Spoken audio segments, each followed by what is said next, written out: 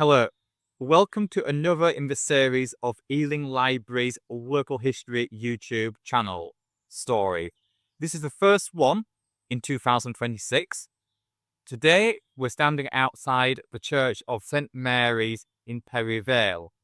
Now it may seem like a countryside church, but actually it's just a few moments walk from the very busy A40 in one direction and just a few miles from central London to the east. This is possibly the oldest building in the London borough of Ealing, because parts of it date back to the 12th century.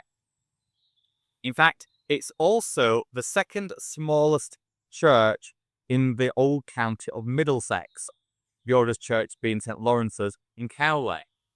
It is also a Grade 1 listed building. Now, in the past, St Mary's Church was, as it's a very small church, and Perivale was one of the smallest villages in Middlesex. In fact, it had less than 100 people before the 20th century.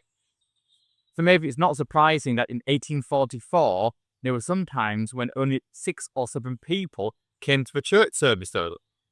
Sometimes too, because of a flooding of River Brent, the church could be surrounded by water. And there was one example where the rector had to be carried back by his sexton over the river to get to the church service. And unfortunately, on one occasion, the man stumbled and fell to the zigzagged beneath water. It would have been easier if he'd actually just tried to wade over the water and be given a lift. Inside the church, there are many interesting memorials to people who are buried here.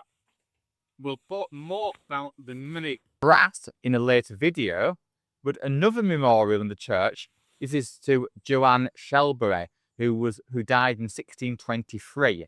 She was married twice and had 10 children. On her memorial, there is a skull above the tablet to remind people of the shortness of human life and that death is ever with us. There are many other memorials both inside and outside the church. Outside the church, in the churchyard, is one to Ellen Nicholas, who died in 1818. She was from Ealing, and her father was Dr. Nicholas, who was headmaster of the Great Ealing School, who died in 1829. In fact, many people from outside Perivale were buried in this churchyard, and this became somewhat of a scandal, and this led to the rector, the Reverend Dr. Charles Hughes, being discovered that he was taking additional fees for people to be buried here. In 1906, this practice came to an end. Now, in the 20th century, Perivale grew substantially, and the church was cut off from the main part of the population by the A40. In the 1970s, the church became a redundant church. Services were held in the new St Mary's Perivale, which is on the north side of the A40, where the mass of population lived. For a number of years, therefore, this building was an empty shell. Nothing really happened here. It didn't have a purpose. Happily, in 1981, the Friends of St Mary's Perivale was founded, and they have held lots of exhibitions of artwork and also concerts here. If you look on the notice board or on the church website, you can see that there's a regular program of piano concerts.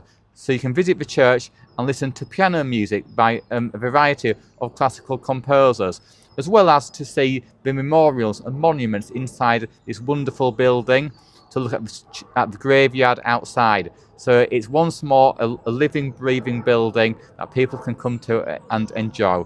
I strongly recommend people visit the church when it's open and enjoy it for what's here. So thank you for watching this video. Please remember to like and to subscribe and to comment down below if you can. Thank you.